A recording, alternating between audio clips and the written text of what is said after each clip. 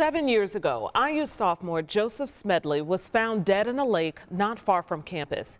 His sister Vivian reported him missing September 27th of 2015. On October 2nd, his body was found with a backpack and 66 pounds of rocks inside. Bloomington police said he died by suicide, but his family always maintained that investigators didn't have enough evidence to make that claim. And now his sister has teamed up with a Hoosier podcaster to use a new law known as SEA 177 in hopes of getting the case reinvestigated. And the specifics of that law are it has to be an uncharged death. So it really fits with Joseph's case because his case was never a criminal case. It's only been a death investigation. They filed that petition at the end of September. The 10-part series podcast called A Heavy Weight looks into multiple discrepancies in Joseph Smedley's death. We have more info posted right now at WTHR.com. Downtown Indy Inc. Circle of Lights, presented by IBW 481, is the day after Thanksgiving. And right now we're looking for great local singers, musicians, and entertainers for this 60th anniversary show. You can submit your audition video for the Tom Wood Talent Search now through October 16th by going to WTHR.com/Circle of Lights. This year's live show will take place on November 25th. You can watch it right here on Channel 13. We're talking about Narcan tonight because this life-saving drug has been popping up in vending machines across the country, including Indiana. But in another state, Narcan sold out in only 24 hours. And a local teacher gets a big surprise he was not expecting. How it'll help students well into the future when we return.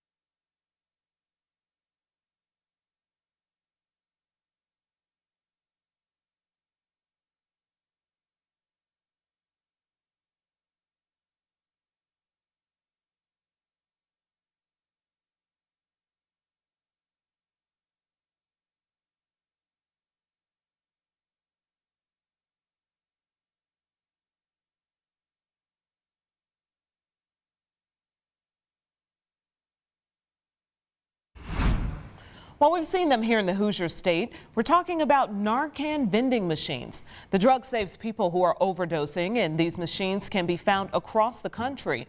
But one Kentucky city discovered it was a lot more popular than what they expected. Yeah, it sure was. In fact, last week, the city of Vine Grove, Kentucky announced the opening of the state's first Narcan vending machine, and in just 24 hours, the machine was emptied. David Mattingly has the story. This is our Narcan machine that's empty. Just a little over 24 hours is all it took, according to Mayor Pam Ogden, for 48 doses of life-saving Narcan to disappear from the brand new Vine Grove vending machine. When? What day? Thursday? Thursday of last week. Literally at noon, we came and did a ribbon cutting. We didn't post it on the city page until 6 p.m. that night. And by 6 p.m. Friday night, it was empty. What was your reaction? I was shocked. When my chief texted me and he said that the machine is empty, I was like, seriously? Did somebody take all of them at one time? He said no, it was a steady stream because we have a camera on it. The demand for the free Narcan speaks to how big the problem has become. During the pandemic, the Kentucky Office of Drug Control Policy reports year-to-year increases totaling more than 5,500 drug overdose deaths.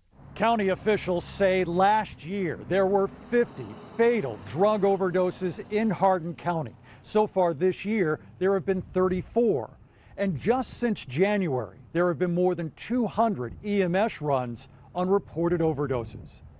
The Vine Grove packs are marked with a small sticker. There are predictions it will not take long before EMS crews confirm the vending machine Narcan is saving lives. I mean, with the frequency of the runs that we're seeing on overdoses, it's an everyday event. And so I think we're going to see this like this week. Now, we're told the city already ordered replacement supplies, so that machine should be fully stocked by tomorrow.